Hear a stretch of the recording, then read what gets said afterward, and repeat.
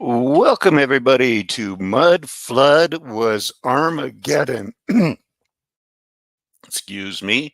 It's going to be a very exciting show. It seems as if the Lord has decided to answer some prayers of some people about when were all of these oh, protected sites, United Nations, this dam is protected. Look at Erie Canal, the canals in China.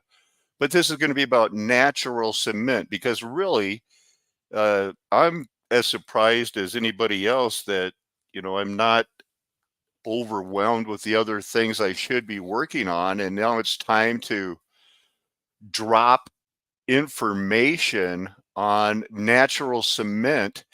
And really, for the first time, I think God has lifted a veil and he's going to show you, as he showed me starting at 5:30 this morning, the history of natural cement. And there was a couple of people asking, when were these buildings built and why did they have pagan symbols in them and what could possibly tie it all together? Well, the Lord has answered their prayers. So while I have a good internet connection, let me roll on down the line here. MC Escher, the guy that draws those crazy paintings, he drew that one. He drew this one. It reminds me of the pine cone, the people that wear those watches from the Zoroastrians, the Assyrians, the Babylonians. They got, something going on where they're pointing these pine cones at the head. That's what it looks like. That's another one from that early MC Escher. Here's a woodcut that he did early in his career, and it's called the Wild West. And I love it because to me, it's implying that this is how people learned about the Wild West is through propaganda videos. Everything from the Roy Rogers to the John Wayne, it was fake, like Wyatt Earp. Was anybody else surprised when they found out that he was Jewish? So naturalcement.org. I ended up here. The last one I opened up was look at this natural cement, and read that as Roman concrete, the kind of concrete that lasts forever that made this, this is the Brooklyn Bridge. And it's made out of, natural cement. We can trace the history of when these were built from the 1830s to at least the 1930s when the Rockefeller Center was built using natural cement. And then as of when was the 30-year gap that we lost the secret to Roman concrete? 1970 to 2000? But it went from, commercializing in 1825, Rosendale, and it's called Roman Rosendale Concrete, named after the person who founded, I'm sure. And from 1825 to 1830, 10 million pounds per year were being used. But by 1850, the annual consumption of natural Roman cement grew to more than 300 million pounds.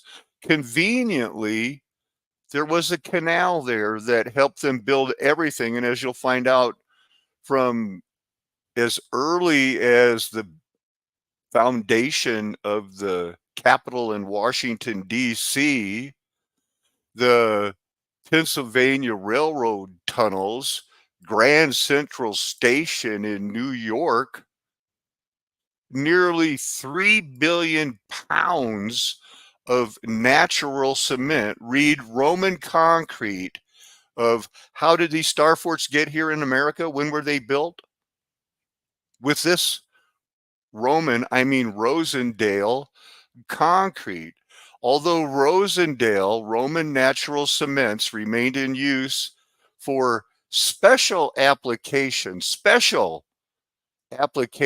as I'll show you, that includes the 14 buildings of the Rockefeller Center as late as the 1960s. But then the original Roman Rosendale concrete mining operations closed in 1970 when the Unix epoch started, so that the computer shut down in 2038. But chase that rabbit trail on your own time. Don't try to get me distracted. For more than 30 years, the material was no longer available. People were told it was lost. The Rockefeller Center is one of the foremost archaeological projects undertaken in America in terms of scope, urban planning, and integration of architecture, art, and landscaping. It was developed by John Dee Jr. The center's original architects were these yahoos. The original complex of 14 buildings was constructed between 1931 and 1939. So again, there's that 7-8 year gap, and this is 14 buildings this time, but it does say that it provided jobs for thousands of laborers in the building industries throughout the Depression, recognized in 1989. And so what we're looking at here is just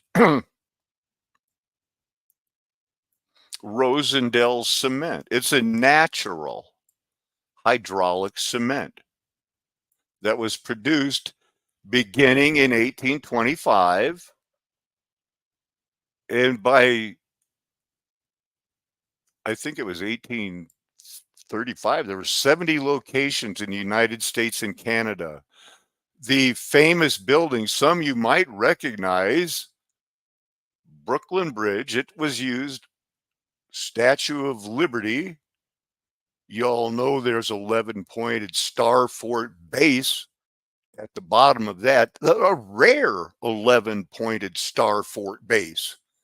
Also, natural concrete, Roman, whatever you want to call it. It also helped build this natural federal hall, national memorial, and it was used only on the west wing of the United States Capitol. So that would be this one, depending on where you look at it, I guess, of how you're oriented.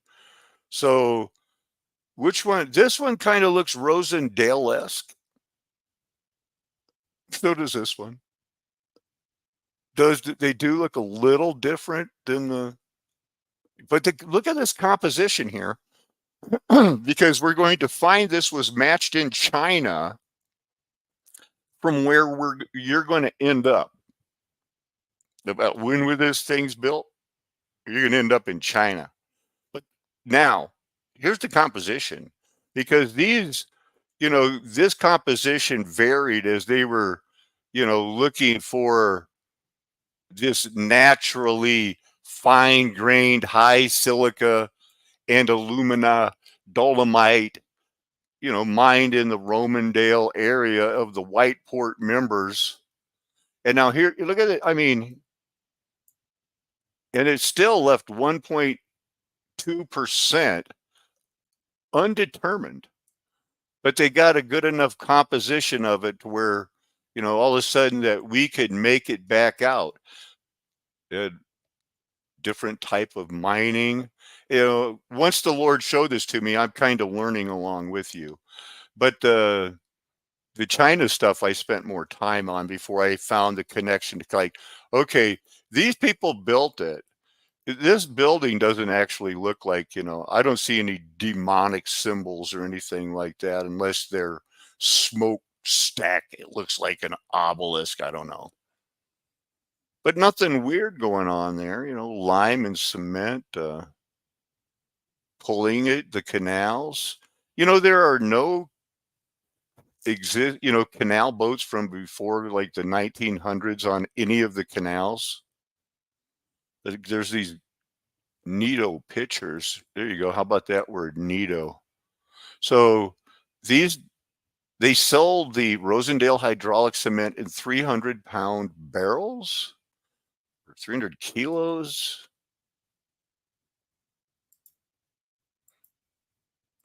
So we know, and it was used in many famous buildings. There's the Snyder Estate Natural Cement Historic District. Oh my goodness, is it actually mentioning the Croton Aqueduct? This is the gift that keeps giving. I've made so many videos about the Croton Aqueduct and how this is how come, the water pressure is supplied in New York. All they needed are those wooden water towers up on top of their buildings, and they supply the pressure because the Croton Reservoir provides fresh water from a long distance. Hundreds of miles maybe, crosses rivers. And I guess now we're finding out it used, well, that cement that was from 1825 or so they say. I might be giving him the benefit of the doubt on this. I'm not sure, but it's definitely a new part of the program. I'm not sure when this photograph was taken. That's not Victor Schauberger, but they're checking it out pretty good there. So the concrete was used here. You need to study that. So it brings it from Croton Lake down to this distributing reservoir, which takes it to the island of Manhattan, where there was a huge reservoir in what is present day Central Park. Double arch. See an arch going one way and over it. So in 1907, with that Rosendale concrete, watch out world. This is the Croton Aqueduct. I want to say 1840s, but check that out. That's the different elevation levels. This is very unique because somebody asked me about, do siphons work? Well, obviously, I mean, this is the water level, and then it's like, oh, we got to build a tunnel underneath it with a siphon that hooks it back up so that we can, get that water to New York City.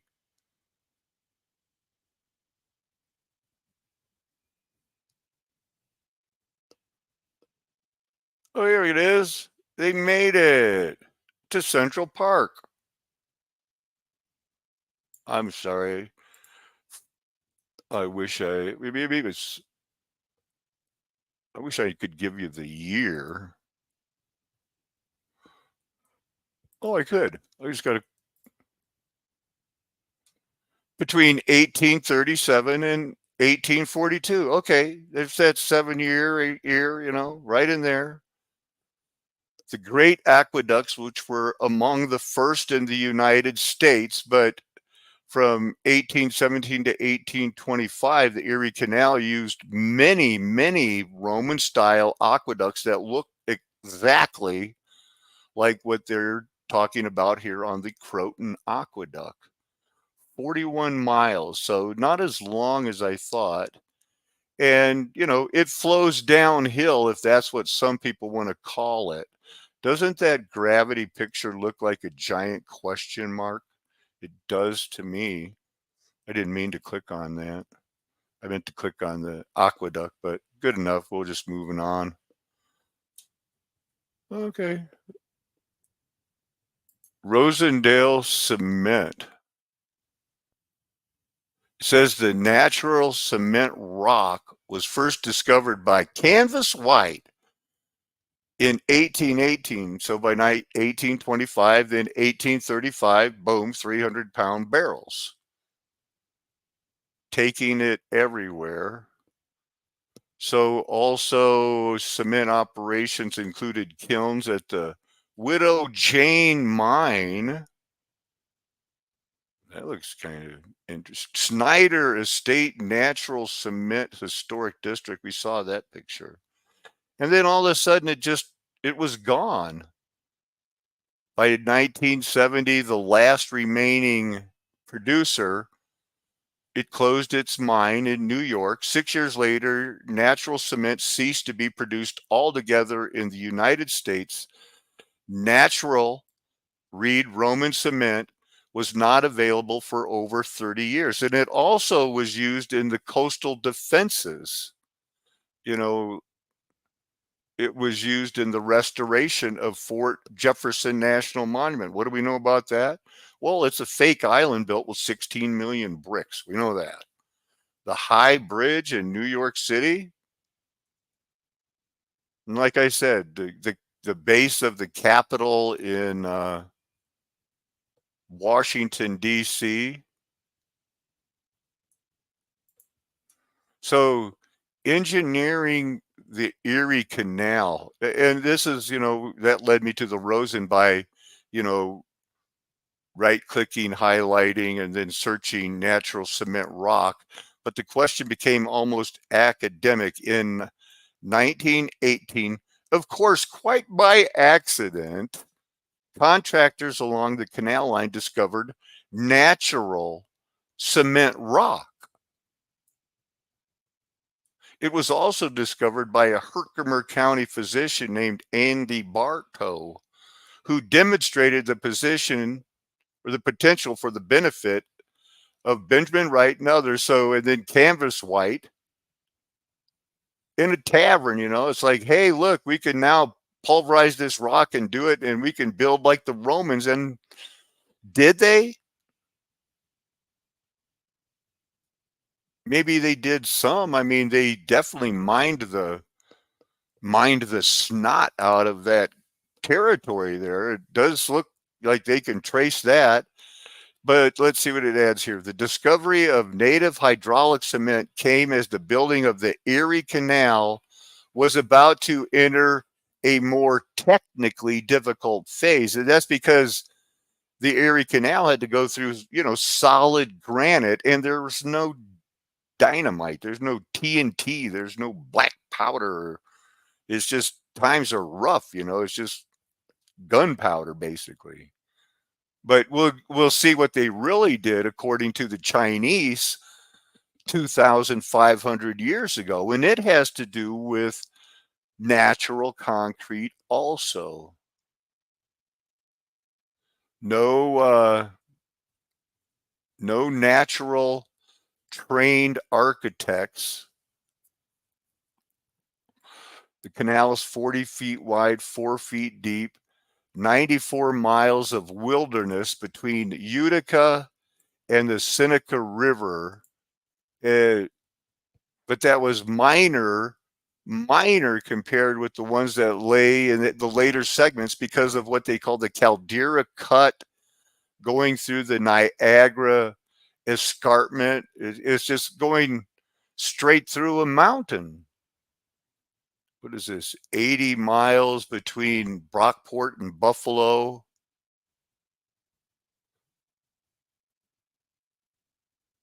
Don't you wish there were more pictures in this part?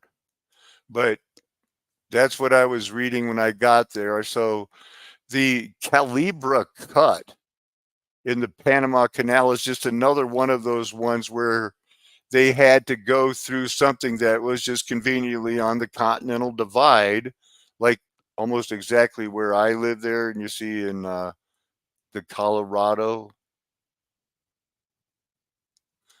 the Panama Canal, this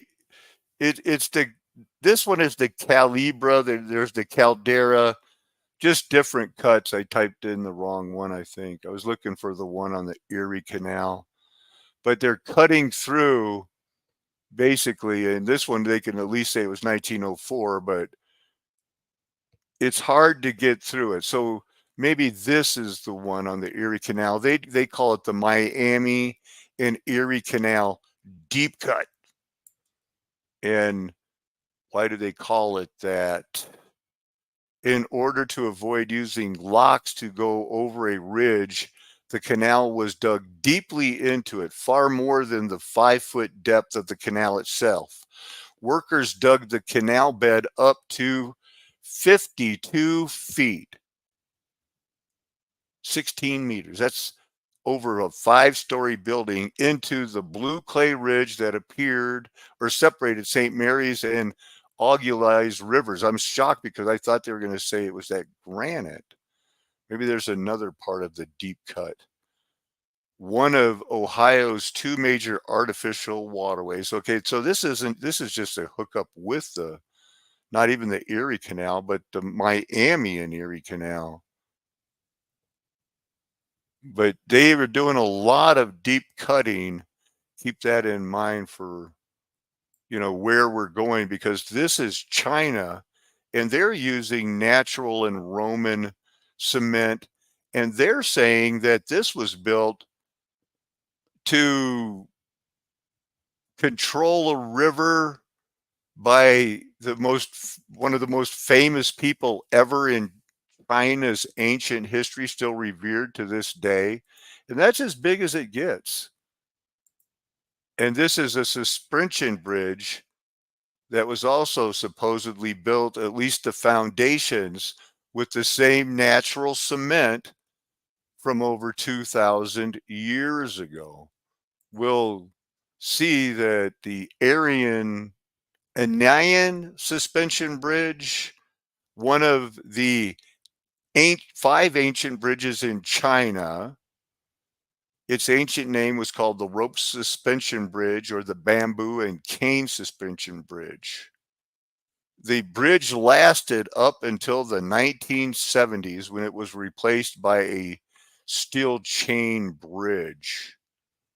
And so that's the Two Kings Temple. You'll see in the famous Li Bang. We'll get to him. Li Bing.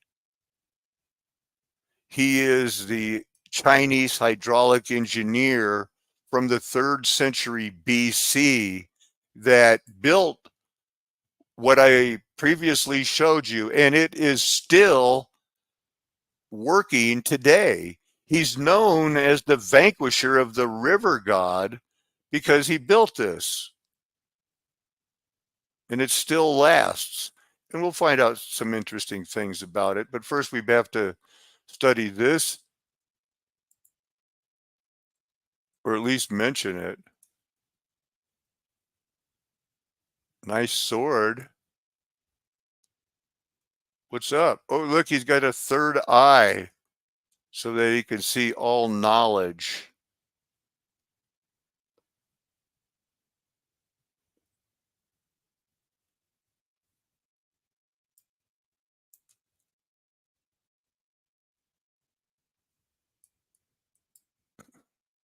Those shoes are very important too, so that when he throws an electric charge with this sword, it doesn't bounce back on him. So they say. So they say. Anyway, this is one of the gods. I think it's that river god that he vanquished, maybe, or one of them that they honor there. Erlang Shin. It's not that important.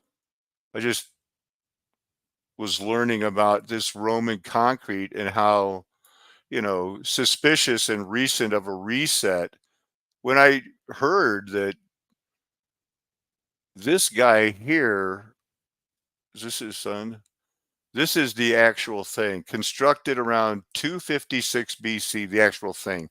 The island, the deep cut through a mountain that the Chinese explained they cut through a mountain by, since they didn't even have bronze chisels or anything else, they would just start great big fires and then throw cold water on it, causing the rocks to break, and then they just scratch it out, and they ended up with this. That's right. 256 before Christ. That's 256 BC. He tamed that river god. He built this because this used to be a mountain, and he just went right through it. And with it, I guess to this day, it feeds 1/5 of China because this is a controlled situation now. And it still works till this day, dividing the river with this, what they call the mouth of a fish. It's their ingenious way. But what's missing from right here is it doesn't, something was here, I think. Something was going on. How long ago did they rediscover it? Well, how long ago did they plant these trees?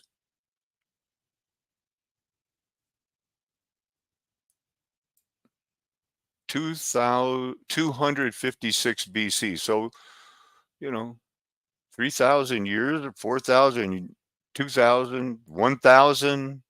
What is it? They did this in the BC after they cut through the mountain. After they cut through the mountain.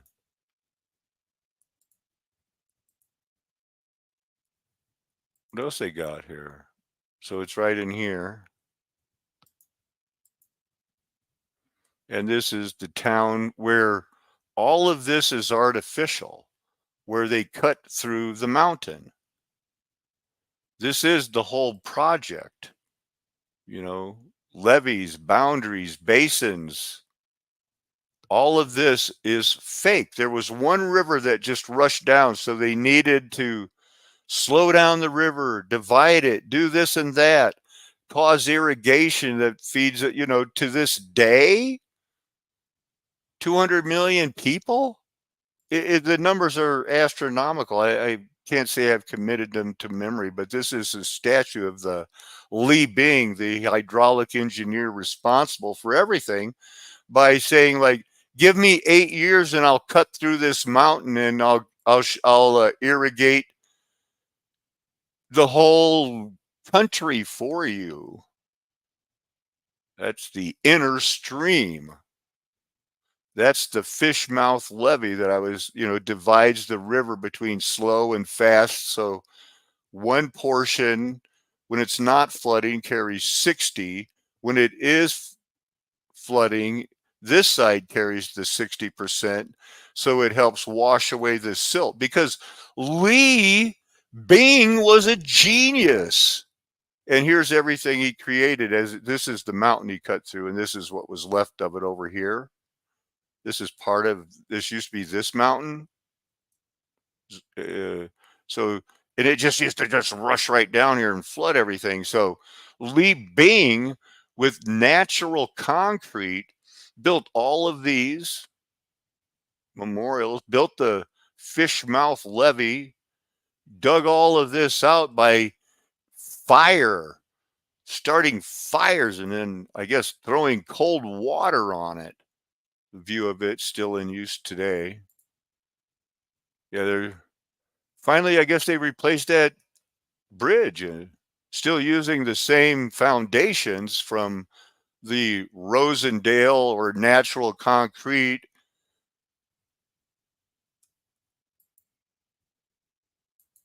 That's it today. So let's just let's see if we can. It was the systems infrastructure is what's on the largest tributary of the Yangtze River, which is the Min River, up on the Tibetan Plateau or near it. Let's see the history and planning. Li Bing investigated the problem, discovered that the river was, swells too fast at certain times in the years, and it's no good. They got to slow it down. He wanted to keep the waterway open for military vessels. Doesn't that make sense? Isn't that what all great projects are all about? So let's see. Where is the part where he got the fire? setting it on fire, crashing through it, scraping it off because there was no black powder even then. Maybe they had those bronze chisels. So these are the temple sites. I wonder if they're laid out on a tetrahedron ley lines that you could channel and have some unknown demonic or angelic being guide you to show you all the truth. Let me just get off of that. So anyway, here's this guy that is there. He's the great vanquisher of the river god. I mean, at least that's what he's known as in China, where he is a cultural icon, kind of like maybe a Jim Bowie or Paul Bunyan. I'm not sure. So, they got all kinds of record proving that he really existed. Military troubles, they needed to get it. Let's see.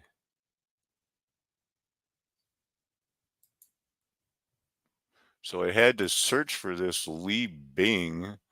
Right now, the most famous Li Bing is a Li Bingbing. He's probably trying to be a United States congressman. Now, that's one of those times I wish I could pause it. I've got to try to find that video. Morning, Luther. I won. Tom Gilbertson, glad to see you. Mr. Ghostly, Captain Caveman. A lot of these people are content providers. You should go and check them out. Now, I don't know how much of this video is copyrighted or anything, but if we're not using it for the fair use, nobody is. So Li Bing setting fire to the mountains. Prove it to me, Paco. Oh, I'll try. So here's this Li Bing, 3rd century BC. There's his wooden bridge or something. Maybe we can look at.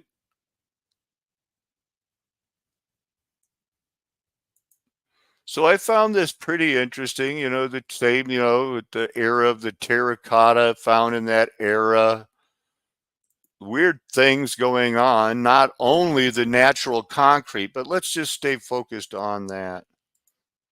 So he had to cut through this mountain.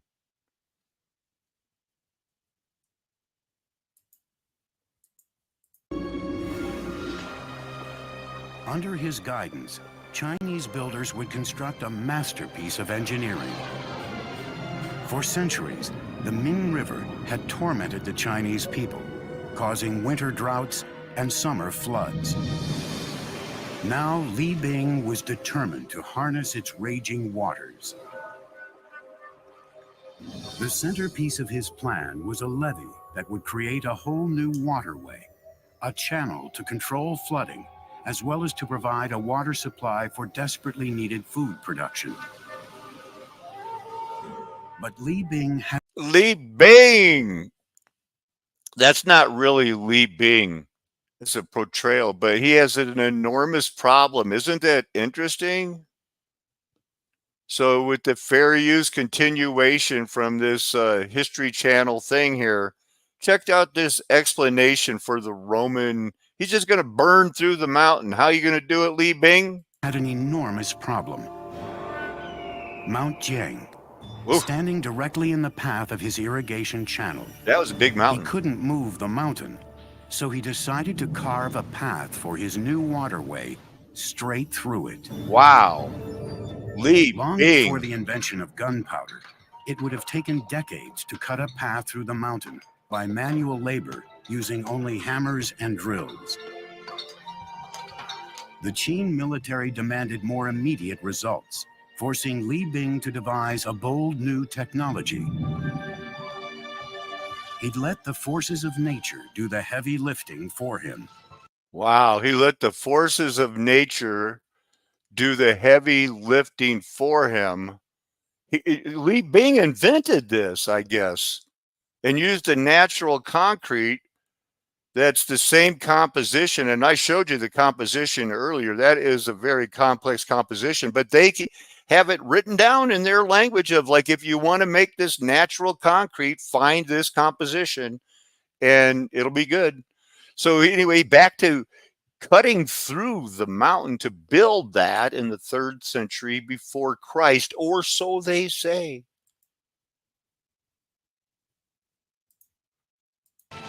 First, heating the rocks through controlled fires, then dousing them with cold water.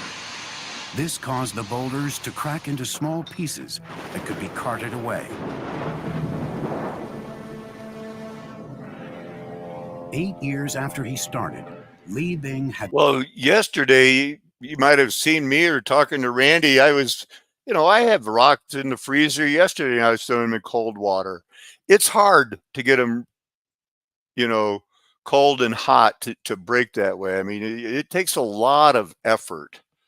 And sometimes they break and sometimes they don't. But you just keep going if you're Li Bing. His middle name is Bapaluba. So, more interior here. So there you go. I'm explaining to you that this whole mystery, hey, look, it's RoboCop.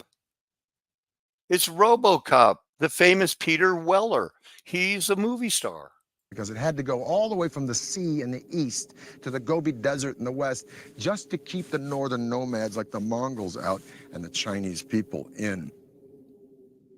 If it took the audacity of emperors to dream great, it took the relentless drive of the Chinese labor force to build great, but not without a price. Their capacity to endure hardship was unimaginable. Men, women, and children worked with their hands on this wall, and if you complained or tried to run away, you were killed. Disease. What? Wow. I wonder if they had RoboCops patrolling the wall. Don't hurt me, RoboCop. Don't make me build a terracotta army. Lee Bapaluba, bing, bang. Well, there it is. I mean, right there, from those links, right there, anyone can right now go to and say, we had Rosendale concrete. It was natural concrete. They're saying in their timeline it was here. And it's used on all of these structures from, Washington, D.C. to farms. Other people can trace it. What the Lord, I feel has used me for in the past and seems to be doing it again is that, Lord willing, we'll see some more information coming out about this natural concrete, some of you other people, because I'm probably going to be starting another video that I have been all worked up that I had to interrupt my planning on is Nimrod as the ruler of this world nothing but a century-long trap to keep people invested in belief in a Trinity without, the fear of the Catholics killing you, because they used to enforce the fear of the Trinity. You say you believe in the Trinity or we'll kill you. That's the Inquisition. But nowadays it's that public shame thing. Well, to be a fundamental Christian or one that we consider a Christian, you have to believe in the Trinity.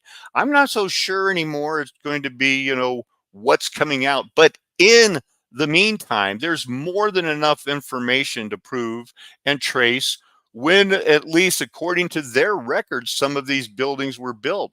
And if they were using that natural concrete in what they're calling 1825 and rebuilding all those buildings, I can see it as a time when Satan is loosed and the Freemasons are there.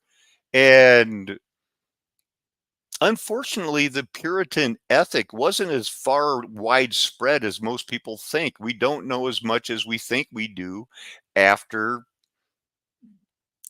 anytime after the 1960s when they stopped using the natural cement. And it was at Rockefeller Center, which is 14 buildings.